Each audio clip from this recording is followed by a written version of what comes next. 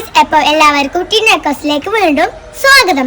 ഞാൻ ഇന്നൊരു പുതിയ ആളെ പരിചയപ്പെടുത്താണ്. ഞാൻ പറഞ്ഞ ആള് ഇത് എന്റെ അമ്മയുടെ മാമിയാണ്. അപ്പം കൃഷ്ണനും അമ്മയും തമ്മിൽ ഇത്രയും ബന്ധം ഉണ്ടാണെങ്കിൽ അത് ഒറ്റൊരു ആള് കാരണമാണ് നടന്നത്. അമ്മാമ്മ ഉണ്ടായത് കൊണ്ടാണ് ഇവർ രണ്ടുപേരും തമ്മിൽ ഇത്രയും അടുപ്പുണ്ടായത്. അപ്പൊ നമുക്ക് അമ്മാമ്മേനോട് കുറച്ച് കാര്യങ്ങൾ ചോദിക്കാം. നമ്മുടെ പ്രേക്ഷകർക്ക് എല്ലാവർക്കും അമ്മാമ്മേന്റെ പേരൊക്കെ പറഞ്ഞു കൊടുത്തേ. പ്രഭാവതി അമ്മ. അതെ, പ്രഭാതി അമ്മ. ഓക്കെ, ഇപ്പൊ എവിടെയാണ് സ്ഥലം? ബാലുശ്ശേരി ഇയാട്. ബാലുശ്ശേരി ഇയാട്. എത്രയാ വയസ്സ്? 75.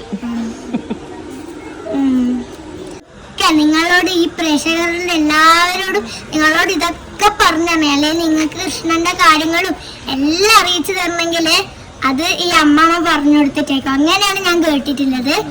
അപ്പൊ നമുക്ക് അമ്മാമ്മേനോട് അത് അതിനെ കുറിച്ചുള്ളത്. അപ്പൊ നമുക്ക് അമ്മാമ്മേനോട് ചോദിക്കാം.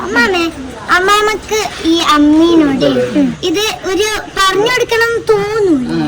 അത് എന്തുകൊണ്ടാണ്, എന്ത് ഒരു കാരണം കൊണ്ടാണ് തോന്നുന്നത്? നല്ല രീതിയിലേക്ക് കൊണ്ടുവരണം മനസ്സിൽ ഉള്ളതിനെ കൊണ്ട്. പിന്നെ അത് സന്ധ്യക്കൊക്കെ വിളക്ക് കത്തിച്ച് അപ്പം നാമം ചോദിക്കാൻ വന്നിരിക്കാൻ പറയും. അന്നേരം അവർ വന്നിരിക്കൂ.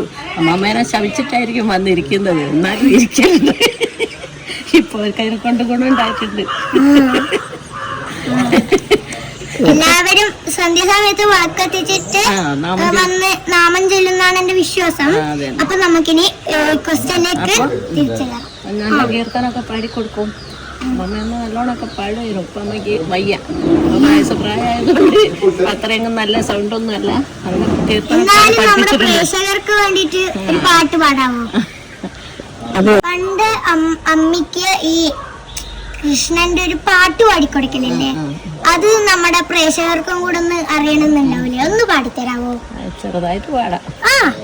എത്ര പറ്റുന്നല്ലോ മതി. വൃന്ദാരണ്യത്തിൽ വാണോരു കൃഷ്ണ, സൗന്ദര്യത്തിൻ്റെ സത്തായ കൃഷ്ണ, ഇന്ദു ചൂടനും ബ്രഹ്മനുമെല്ലാം വന്നേച്ചിടുന്ന ലോകൈകാനാഥ. അമ്മാമ്മ ഇങ്ങനെ എപ്പോഴെങ്കിലും കൃഷ്ണനെ അടുത്ത് നിന്നിട്ടെങ്കിലും അങ്ങനെ എന്തെങ്കിലും കണ്ടിട്ടുണ്ടോ?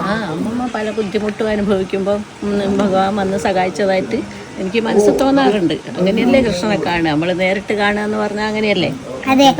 എല്ലാ ആപത്തിലും രക്ഷപ്പെടുത്തിയിട്ടുണ്ട്, ഓരോ ആപത്തിലും.